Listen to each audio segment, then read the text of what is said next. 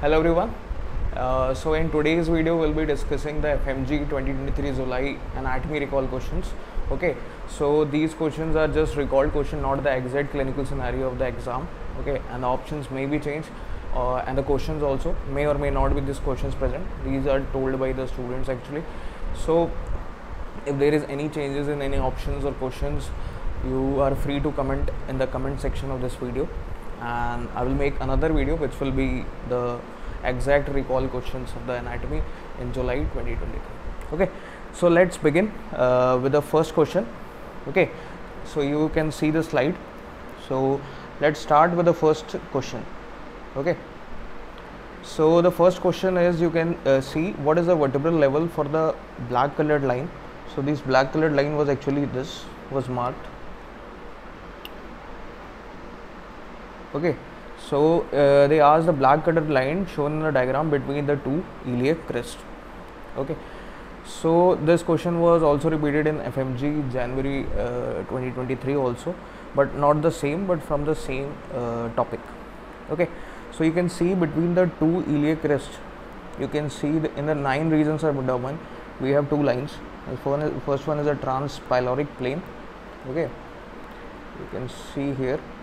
So this is a transpyloric plane, and this one is this is on the lower border of L1.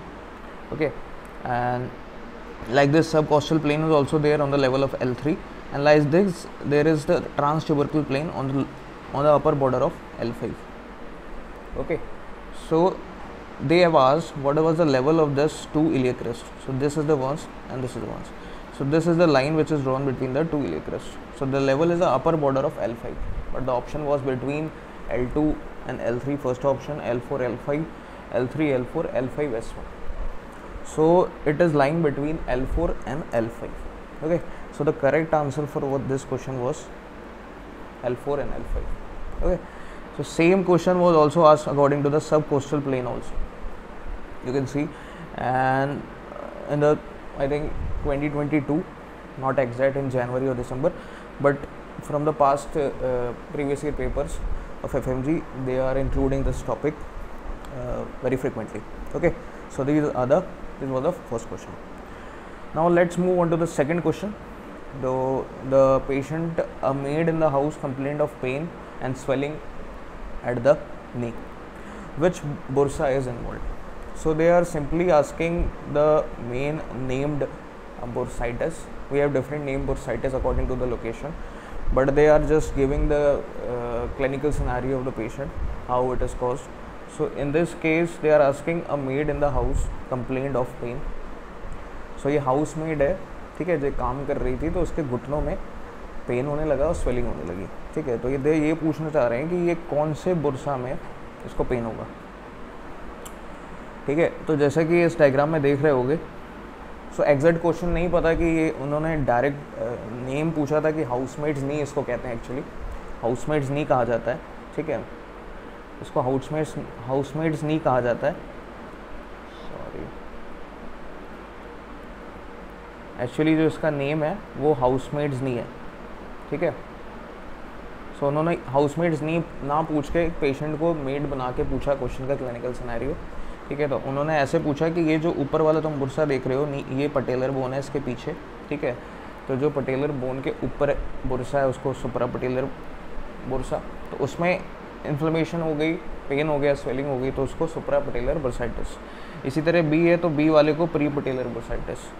सी है, pre मतलब just उसके पीछे पटेला bone के नीचे है तो इंफ्रा पटेलर, और पैस एंसेरेस बुरसाइटिस.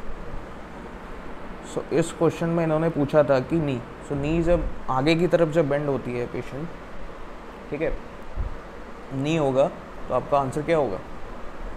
Pre patellar bursitis.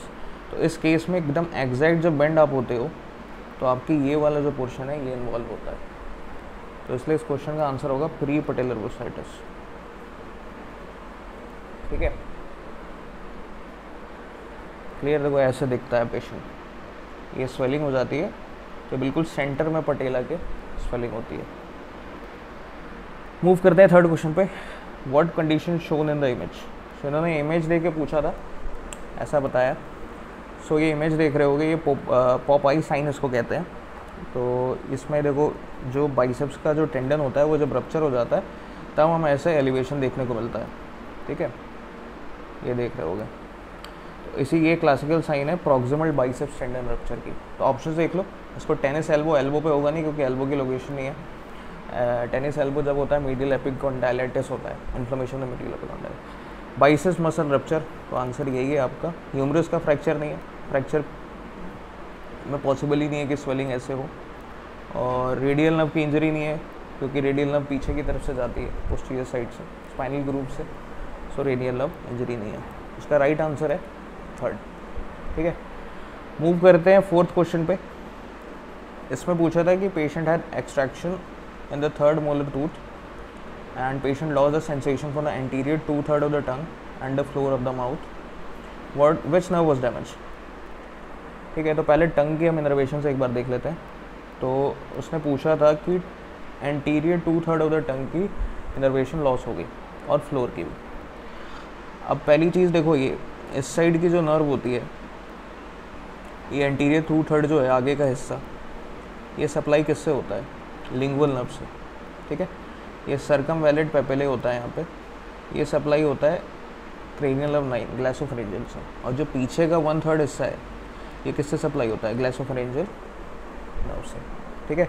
तो पीछे में जनरल और सेंस दोनों ग्लैसोफेरेंजियल नर्व करती है और आगे में सिर्फ जनरल सेंसरी टेस्ट जो होता है वो लिंगुअल नर्व करती है और स्पेशल सेंस कॉर्डा टेम्पेनी ब्रांच होती है फेशियल नर्व की, उससे होती है, ठीक है। तो इस केस में हम आगे बढ़ते हैं। तो इसमें क्या पूछा है, anterior loss sensations from the anterior 2/3 of the tongue. तो क्लियर है, एक्सेसरी नर्व होगी नहीं, हाइपोग्लॉसल सप्लाई नहीं करती। इंफीरियर एल्वियोलर नर्व तो तुम्हारे लिप्स के पास आएगी नीचे की तरफ, और इसका आंसर क्या है, लिंगुअल नर्व। ऑप्शंस अगर चेंज होंगे तो आप कमेंट करके बोल सकते हो, ठीक है। तो जैसा हमने ये डिस्कस किया कि एंटीरियर 2/3 की जनरल सेंसेशन लिंगुअल नर्व करती है, ठीक है। तो ये डायग्राम है, क्लियर। नेक्स्ट करते हैं नेक्स्ट क्वेश्चन पे। इस क्वेश्चन में पेशेंट की हिस्ट्री दी थी कि प्रेजेंटेड विद आयोटिक एन्यूरिज्म, कुछ लोग कह रहे थे आयोटिक डाइसेक्शन भी है, and multiple episodes of hiccups. तो मेन कैच यहाँ पे हिकअप्स का था कि पेशेंट को हिकअप हो रहा है मल्टीपल। अब इसमें भी नर्व पूछी थी कि विच नर्व वाज इन्वॉल्व्ड और डैमेज, और उसमें कुछ लोग कह रहे थे क्रॉस सेक्शन इमेज देके मार्क करके पूछा था कि कौन सा स्ट्रक्चर है जो डैमेज होगा, जिसमें कि आर्क ऑफ एओर्टा भी लेबल कर रखा था और आपका फ्रेनिक नर्व थी, ABCD करके 4 स्ट्रक्चर्स थे और थोरैक्स का क्रॉस सेक्शन ले रखा था, वैसे पूछा था। तो मैं उतना डिटेल नहीं किया एग्जैक्ट। सो मेन उसमें यही लेबलिंग करने को, मेन डायग्राम जो था उसमें यही था कि फ्रेनिक नर्व मार्क करनी थी, क्योंकि फ्रेनिक नर्व हिकअप्स जो होता है वो फ्रेनिक नर्व के डैमेज की वजह से होता है, मतलब डैमेज के नहीं, फ्रेनिक नर्व के इम्प्रॉपर फंक्शन की वजह से होता है। तो डायफ्राम जब कॉन्ट्रैक्ट करता है, कॉन्ट्रैक्शन ऑफ डायफ्राम जब होता है, ठीक है, तब हमें देखने को मिलता है हिकअप्स, ठीक है। तो इसका आंसर फ्रेनिक नर्व था और ये सर्वाइकल प्लेक्सस के C3, C4 और C5 रूट से ओरिजिनेट होती है। नेक्स्ट क्वेश्चन, ये इमेज बेस्ड क्वेश्चन था, कॉन्जेनाइटल डिफॉर्मिटी पूछी गई थी। तो एग्जैक्ट ये देखो, एक की इमेज ये है और एक ये है, ठीक है। और इसमें तुम देख रहे होगे कि इसमें स्कल का फॉर्मेशन नहीं हुआ है और वॉल्ट की फॉर्मेशन नहीं हुई है, और इधर भी देख रहे हो पीछे जो मेनिंजेस हैं वो बाहर की तरफ आ गए हैं, ठीक है। तो ये एक्चुअली कॉन्जेनाइटल डिफॉर्मिटी है। पहला वाला तो एनेन्सेफेली है, ठीक है, तो पहला ऑप्शन नहीं होगा, इसमें 2 इमेजेस हैं। और इसको क्या कहते हैं, इसको क्रेनियो रैचिसकेसिस कहते हैं, ठीक है। तो ये जस्ट न्यूरल ट्यूब डिफेक्ट होता है और ये एम्ब्रियोजेनेसिस के वक्त होता है, इंट्रायूट्राइन लाइफ के जो प्रॉपर न्यूरल ट्यूब का डेवलपमेंट नहीं होता, तब हमें ये इमेज देखने को मिलती है, ठीक है। तो इसका राइट आंसर एनेन्सेफेली एंड क्रेनियो रैचिसकेसिस, ठीक है। नेक्स्ट क्वेश्चन में मूव करते हैं। अब इसमें पेशेंट को रोड ट्रैफिक एक्सीडेंट करा के हिस्ट्री दी थी। Patient is presented with road traffic accident on investigation of extradural haemorrhage was found to the involvement of middle meningeal artery. यहाँ पे कैच पॉइंट यही है इस आर्टरी का, which part of the skull was fractured, ठीक है। तो actually ये पूछना चाह रहा है कि मिडिल मेनिंजियल आर्टरी किस स्कल के स्ट्रक्चर के पास होती है, ठीक है। तो अगर उसका एक्सीडेंट हुआ तो कौन सा पार्ट उसका सबसे पहले फ्रैक्चर हुआ जिसके कारण मिडिल मेनिंजियल आर्टरी का डैमेज हुआ और वहाँ से ब्लीडिंग हुई और एक्स्ट्रा ड्यूरल हेमरेज देखने को मिला। ठीक है, तो ये तुम देख रहे होगे, ये इमेज है कॉन्वेक्स शेप। ठीक है, तो ये एक्स्ट्रा ड्यूरल इमेज का CT स्कैन है। ठीक, अब पहले एक बार बोन्स के लेवल पे बात कर लेते हैं। तो देखो मिडिल मेनिंजियल आर्टरी जो होती है वो यहाँ से आती है। ठीक है, ये पेट्रस पार्ट है। ठीक है, और यहाँ से दो पार्ट में डिवाइड हो जाती है, एक पैराइटल की तरफ जाती है और एंटीरियर ब्रांच फ्रंटल। एग्जैक्ट नहीं पूछा था, उसने सिर्फ मिडिल मेनिंजियल आर्टरी दी थी, तो दो ब्रांचेस में डिवाइड होती है। और ये जो पार्ट होता है ना, ये होता है, इसको क्या कहते हैं, टेरियन। ये H शेप सूचर होता है, हम देख पा रहे होगे इसमें, ये H शेप बन रहा है, ये और ये। ठीक है, तो ये टेरियन है।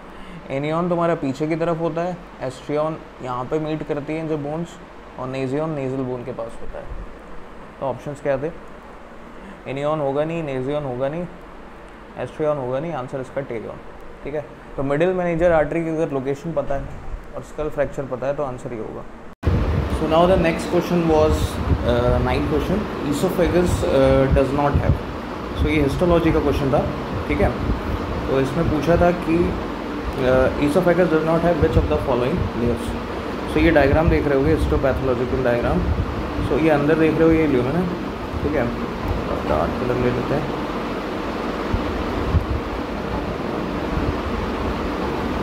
ठीक है, तो ये देखो, ये ल्यूमेन है अंदर। ठीक है, ये अपना ल्यूमेन है, इसके बाहर हमारी ये म्यूकोसा है। ठीक है, और यहाँ पे जो बाहर की तरफ हमारी है ना, ये सब म्यूकोसा है, और ये सबसे बाहर जो है वो मस्कुलरिस एक्सटर्ना या मस्कुलर लेयर कह सकते हो। सो इसमें क्या नहीं होता है, इसमें एक्चुअली सेरोसा लेयर नहीं होती। ठीक है, ईरी सवाल था। इसी तरह एक और ऑर्गन होती है गॉल ब्लैडर, जिसमें सब म्यूकोसा नहीं होता। ठीक है, तो ये हो सकता है कि दोबारा पूछा जाए। तो ये दो ऑर्गन्स हैं जिसमें कौन सी लेयर्स नहीं होती हैं, वो ये है। ठीक है, तो ये था सिंपल क्वेश्चन।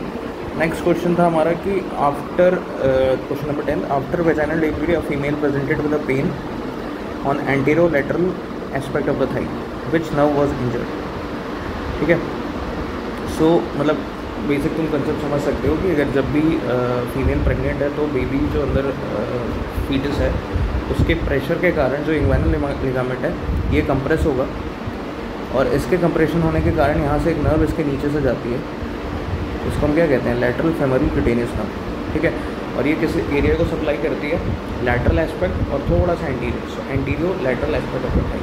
ठीक है, क्योंकि फेमोरल नर्व जो होती है वो प्रॉपरली एंटीरियर साइड, मीडियल थोड़ा एंटीरियर सप्लाई करती है, एंटीरियर मीडियली, और उसके अंदर जो मीडियल एस्पेक्ट थाई का होता है उसको वो ऑब्ट्यूरेटर नर्व सप्लाई करती है। ठीक है, और सियाटिक नर्व पीछे सप्लाई करती है। तो हमारे पास चारों ऑप्शन है।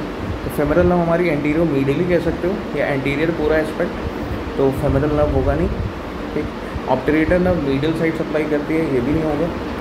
लैटरल फेमोरल क्यूटेनियस हमारी लैटरल और थोड़ा एंटीरियर एस्पेक्ट। सो ये वाला जो हिस्सा देख रहे हो ना डायग्राम में, ये वाला पेन होगा। तो इस फीमेल को आफ्टर डिलीवरी, जैसे ही फीटस की डिलीवरी होगी तो ये पेन ऑटोमेटिक सबसाइड कर जाएगा। ठीक है, तो ये था क्वेश्चन। और सियाटिक नर्व पोस्टीरियर होगी तो ये नहीं होगा, तो आंसर सी है। ठीक है, नेक्स्ट क्वेश्चन पे मूव करते हैं। और ये था इमेज बेस्ड क्वेश्चन था, क्या था एग्जैक्ट नहीं पता, बट एक्चुअली ट्राइकोबेजर के बारे में पूछा था। तो ट्राइकोबेजर का ये डायग्राम होता है, ये साइकेट्रिक डिसऑर्डर होता है। ठीक है, साइकेट्रिक डिसऑर्डर होता है जिसमें पेशेंट क्रोनिकली मतलब कह सकते हो कि इंजेक्शन ऑफ हेयर्स करता है, जिसके कारण ये हेयर्स जो होते हैं वो स्टमक वॉल्स में डिपॉजिट होने लगते हैं। ठीक है, ऐसा तुम देख सकते हो, ये ग्रॉस, और ये तुम सिटी देख सकते हो, ऐसे छोटे छोटे तुम फिलिंग डिफेक्ट्स या फिर ब्लैक देख सकते हो। ठीक है, ये होगी बात। तो इसमें ऑप्शंस पैनक्रेटिक नेक्रोसिस बता रहे थे, स्प्लेनिक रप्चर फोर्थ ऑप्शन नहीं पता, शायद गैंग्रीन था, क्या था पता नहीं, बट एक्चुअली इसके क्वेश्चन के पीछे का मेन कंसेप्ट ट्राइकोबेजर पूछने का था। ठीक है, तो ये था 11 question. 11th 12th question, the person fell on the outstretch hand. ठीक है, हैंड की तरफ गिरा and got injured at the anatomical snuff box. So anatomical snuff box का क्वेश्चन है ये, and which bone is commonly fractured. ठीक है, तो पहले एक बार इसकी एनाटॉमी देख लेते हैं। तो देख रहे होगे ये एनाटॉमिकल स्नफ बॉक्स है हमारा। ठीक है, ये। अब इसकी बाउंड्रीज देखो। अब जो ये मीडियल साइड है हमारा, दो मसल्स बना रही हैं, एक्सटर्नल पॉलिसिस ब्रेविस टेंडन और abductor pollicis longus. Lateral side हमारा बना रही है एक्सटर्नल पॉलिसिस लॉन्गस। और पीछे की तरफ हमारा स्टेलॉइड प्रोसेस है, ठीक है, रेडियस का, क्लियर। और इसके बीच में हमारा स्नब बॉक्स है। अब ये वाला डायग्राम देखते हैं। अब हमें फ्लोर की बात करते हैं। देखो फ्लोर में कौन सी बोन आ रही है, एक आ रही है ट्रेपेजियम और एक आ रही है स्कैफोइड, ठीक है। तो अगर फ्रैक्चर की बात हो रही है तो इन दो बोन्स की बात होगी। तो क्वेश्चन में यही पूछा है कि मोस्ट कॉमनली, एक वर्ड कॉमनली भी है, ऑप्शन में दोनों है, ट्रेपेजियम भी है और हमारा स्कैफोइड भी है। पेसिफॉर्म होगा नहीं, ल्यूनेट होगा नहीं, तो मोस्ट कॉमनली जो इन्वॉल्व होती है वो हमारी स्कैफोइड होती है, ठीक है। तो बेसिक इस क्वेश्चन से यही पूछना था कि कौन सी बोन मोस्ट कॉमनली फ्रैक्चर होती है। तो ये था 12th क्वेश्चन। नेक्स्ट क्वेश्चन है हमारा,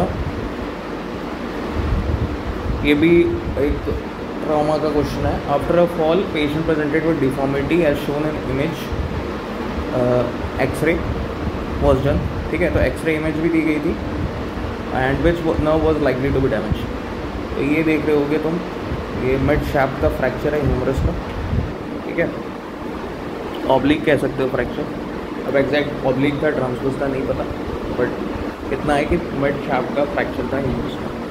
अब ये एक इमेज ये भी दे रखी थी कि इसको पेशेंट को ये रिस्ट ड्रॉप है और एनाटॉमी के हिसाब से हमारे ह्यूमरस में ग्रूव होती है, रेडियल ग्रूव, और रेडियल ग्रूव में से हमारी नर्व जाती है रेडियल नर्व, ठीक है। और रिस्ट ड्रॉप जो डिफॉर्मिटी है वो रेडियल नर्व की इंजरी की वजह से होती है, ठीक है। मीडियल नर्व हमारी बेसिकली एल्बो के मीडियल साइड से जाती है, ठीक है, तो वो होगा नहीं। अल्नर नर्व में अल्नर क्लॉ हैंड होता है। एक्सिलरी नर्व डैमेज होगी तो ऊपर वाला हिस्सा होगा डैमेज, ठीक है, ऊपर होती है। और इस आंसर का और चौथा हमारा है रेडियल नर्व। सो इस क्वेश्चन का आंसर रेडियल नर्व, ठीक है। रिस्ट ड्रॉप की शायद इमेज दी हुई थी, एग्जैक्ट नहीं पता, बट क्वेश्चन ऐसा ही था। 14th question, a person climbing the staircase suddenly fell down and patient was unable to struggle, ठीक है, elevate the shoulder and difficulty in turning the head. So basic यहाँ पे मसल की बात हो रही है कि कौन सी मसल हमारा श्रग करती है और एलिवेट, शोल्डर को एलिवेट करती है। उसके बाद पूछा है कि स्ट्रक्चर कौन सा डैमेज होगा, ठीक है। तो बेसिक देखो, जो मसल हमारी करती है वो हमारी ट्रेपेजियस मसल होती है, ठीक है। ट्रेपेजियस मसल के थ्रू हम स्ट्रगिंग करते हैं, बेसिकली स्ट्रग करते हैं, एलिवेट करते हैं शोल्डर को, ठीक है। तो उसको कौन सी नर्व सप्लाई करती है ना, तो ट्रेपेजियस को क्रेनियल नर्व 11 सप्लाई करती है, स्पाइनल एक्सेसरी नर्व, ठीक है, cranial nerve 11। So long thoracic होगी नहीं, डेल्टोइड होगा नहीं, स्टेर्नोक्लेडोमास्टोइड डैमेज होगा नहीं। तो इस आंसर क्वेश्चन का आंसर है स्पाइनल एक्सेसरी, ठीक है। नेक्स्ट क्वेश्चन पे मूव करते हैं। देख रहे हो ये डायग्राम है, तो ये देखो, ये तुम्हारा फोरामेन मैग्नम है और ये जुगुलर फोरामेन है। तो जुगुलर फोरामेन में से ये होके आती है, ठीक है, और ये ट्रेपेजियस है मसल, यहाँ इनरवेट करती है, ठीक है। तो ये था 15। अब आते हैं 15 क्वेश्चन पे। 15 क्वेश्चन में थोड़ी कंट्रोवर्सी थी कि एग्जैक्ट क्या पूछा था। ईयर के बारे में पूछा था कि ये सिम्टम्स भी थे कि लेफ्ट आई कंप्लीटली क्लोज नहीं हो रही। तो पहले एक बार पढ़ लेते हैं। Swelling below the ear and complaint of pain below the lobule of the ear, not able to close the left eye and he is having difficulty in eating the food, which nerve is damaged, ठीक है। तो basic अगर तीनों जो deformity हुई है, तीनों functions के अगर देखें तो बेसिकली फेशियल नर्व की इन्वॉल्वमेंट कह सकते हो कि आ रही है, ठीक है। अब स्वेलिंग बिलो द ईयर है तो और भी नर्व्स होती हैं जो हमारे ईयर को अलग अलग रीजन्स के ईयर को सप्लाई करती हैं। जैसे ये इमेज देख रहे होगे, सो हमारी ये ग्रेटर ऑरिकुलर नर्व होती है, जो ग्रेटर ऑरिकल जो पार्ट होता है उसको सप्लाई करती है। और ये तुम्हारा अंदर मियाटस होता है, एक्सटर्नल ऑडिटरी मियाटस, उसको सप्लाई करती है auricular branch of vagus nerve, ठीक है। इसी तरह लेसर ऑक्सीपिटल नर्व होती है, वो इस हिस्से को सप्लाई करती है। और जो ऊपर का हिस्सा है थोड़ा मीडियल पार्ट है, उसको सप्लाई करती है ऑरिकुलर टेम्पोरल, ठीक है। ये हमारी सर्वाइकल प्लेक्सस से निकलती है, ठीक है। और ऑरिकल ब्रांच वेगस नर्व की है। और जैसे ये सिम्टम्स देख रहे हो, inability to close eye, decrease ability to taste pain behind the ear, तो कह सकते हैं कि इसको बेल्स पाल्सी थी, ठीक है। तो बेल्स पाल्सी पता है किससे होती है, फेशियल नर्व के डैमेज से। तो अगर ये क्वेश्चन एग्जैक्ट यही था तो आंसर तो फेशियल नर्व है, अगर एग्जैक्ट ये नहीं था तो may be answer greater auricular nerve भी हो सकता है। सो थोड़ा कॉन्ट्रोवर्शियल क्वेश्चन है, बट देखते हैं। तो जैसा भी हो कमेंट में आप लोग बता सकते हैं कि क्वेश्चन एग्जैक्ट क्या था, ठीक है। बट कुछ रिलेटेड इसी से ही था कि pain under the lobe of the ear, swelling pain. तो और बाकी ये डिफॉर्मिटी थी कि नहीं थी, ये आप लोग कमेंट में बता सकते हैं, हिसाब से कर लें। फिर एक 16 क्वेश्चन था, man is sitting and faces difficulty in standing up and in walking. इसको सीजरिंग गेट देखने को मिला, and which nerve is damage in this case. तो बेसिकली इसमें मीडियल साइड देख रहे होगे सीजरिंग गेट में होती है, तो ये हाइपरटोनिसिटी ऑफ द मसल कहते हैं इसको, मसल्स हाइपरटोन हो जाती हैं तब देखने को मिलता है, और ये सेरिब्रल पाल्सी में मिलता है, ठीक है। और अगर इसकी बात करें तो ये मीडियल साइड की जो मसल्स हैं उनकी हाइपरटोनिसिटी हो रही है, तो जो nerve medial side of the thigh को सप्लाई करती है वो ऑब्टुरेटर नर्व होती है, ठीक है। तो इस क्वेश्चन का आंसर ऑब्टुरेटर नर्व है। एग्जैक्ट ऑप्शंस क्या थे वो कमेंट करके बता सकते हो, मैंने अकॉर्डिंगली लिख लिया। एक दो थे पता, तो कोई कहता था इलियो इन्वाइनल नर्व भी ऑप्शन था, बट देखते हैं। 17 क्वेश्चन पे आते हैं। 17 क्वेश्चन पूछा था, ये एम्ब्रियोलॉजी से सवाल था कि टेलस बोन की ऑसिफिकेशन कब होती है फीटल लाइफ में, या तो इंट्रा यूट्राइन लाइफ में, ठीक है। सो ये इमेज देखो, अब टेलस देखो 6 फीटल मंथ पे ऑसिफाइड होता है, ठीक है। ये टेलस बोन है, कुछ बुक्स इसको 7th मंथ भी लिखती हैं, ठीक है। बट अगर ऑप्शन में 7th भी था तब मे बी ऑप्शन के हिसाब से कंट्रोवर्सी हो सकती है, बट मोस्टली 6 मंथ इसका आंसर होगा, ठीक है। ऑप्शंस क्या थे वो आप कमेंट करके बता देना, कौन कौन से मंथ्स थे, 7th था कि नहीं था, ठीक है। इस इमेज के हिसाब से आंसर इज 6 मंथ। ये मैनुअल पूछा था, ठीक है, प्रिंगल्स मैनुअल। सो इमेज लेके पूछा था। सो ये प्रिंगल्स मैनुअल जब हम हेपेटेक्टोमी करते हैं, मतलब लिवर रिमूव करते हैं, तो हम हेमरेज को रोकने के लिए इन डक्ट को और आर्टरी को और ये पोर्टल वेन को हम प्रिंगल्स मैनुअल से कंप्रेस कर देते हैं, ठीक है। और ये तुम सर्जिकल इंस्ट्रूमेंट देख रहे हो जिससे इसको लाइगेट कर देते हैं, ठीक है, जिससे ब्लीडिंग ना हो। तो ये था हमारा प्रिंगल्स मैनुअल की इमेज। 18th question. 19th था हमारा, बुल्ला इथमोडोलिस कहाँ लोकेटेड होता है। एक बार इसका डायग्राम देख लेते हैं। तो जैसा तुम्हें पता है कि ये हमारा लैटरल व्यू है नेज़ल का, ये हमारा सुपीरियर कॉन का है, ये हमारा मिडिल कॉन का है, ये हमारा इंफीरियर कॉन का है, ठीक है। तो ये सुपीरियर मियाटस है, ये मिडिल मियाटस है, ये इंफीरियर मियाटस है, ठीक है। अब यहाँ पे देख रहे होगे opening in the middle ethmoidal cells into the bulla ethmoidalis. तो ये जो तुम प्रोट्रूजन देख रहे हो ना, ये हमारा बुल्ला एथमोइडलिस है, ठीक है। इसी के नीचे एक हियाटस होता है, मतलब ग्रूव होती है जिसको हम हियाटस सेमिलनारिस कहते हैं, ठीक है। तो वो भी प्रेजेंट होती है। तो बेसिकली ये कहाँ पे ओपन हो रहा है, बुल्ला एथमोइडलिस, ये देख रहे हो ना, मिडिल मियाटस, ठीक है। तो इस क्वेश्चन का आंसर है मिडिल मियाटस, ठीक है। सो ये थे सारे क्वेश्चंस, और क्वेश्चंस जो आपको लगते हैं आप कमेंट करके बता सकते हो, जो क्वेश्चंस में मिस हो गए हैं, और जो नहीं थे वो भी बोल सकते हो ये क्वेश्चन नहीं था, ठीक है। तो ये एग्जैक्ट क्वेश्चंस नहीं है, बट हाँ एक ओवरव्यू है, और ये कुछ टॉपिक्स हैं जहाँ से क्वेश्चंस आए थे, ठीक है। तो आप एक बार देख लेना, कुछ भी गलत हो सही हो वो कमेंट में आप बता सकते हो। मैं नहीं कह रहा मैं सही है, सारे क्वेश्चन एग्जैक्ट ऐसे नहीं आए थे, बट हाँ मिलते जुलते थे, इसके पीछे का जो कंसेप्ट था वो यही था, ठीक है। अगर वीडियो अच्छी हो तो वीडियो को लाइक करना, ऐसी वीडियोज़ के लिए चैनल को सब्सक्राइब कर लेना। मिलते हैं नेक्स्ट वीडियो में, थैंक यू।